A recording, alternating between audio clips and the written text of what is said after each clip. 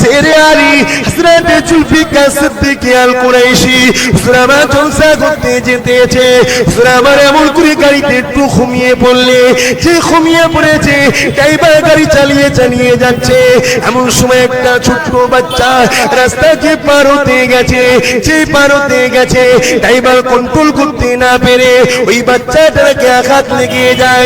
বাচ্চাটা রাস্তার উপরে পড়ে যায়। ড্রাইভার দুদিকে চাকা, মধ্যখানে বাচ্চাটা। ড্রাইভার গাড়িটা পার করে চলে যায়। জলসায় কি চুপ করে রয়েছে। কিছুই তো জানে না।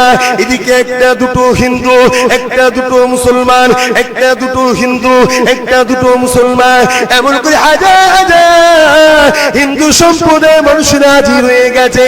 হাজার হাজার মুসলমান সম্প্রদায়ের মানুষরা হাজির হয়ে গেছে। এই যুবকেরা, আপনারা তরুণেরা, এমন সময় কথা কাটাকাটি শুরু হয়ে গেছে। লাশকে কেউ তুলছে না।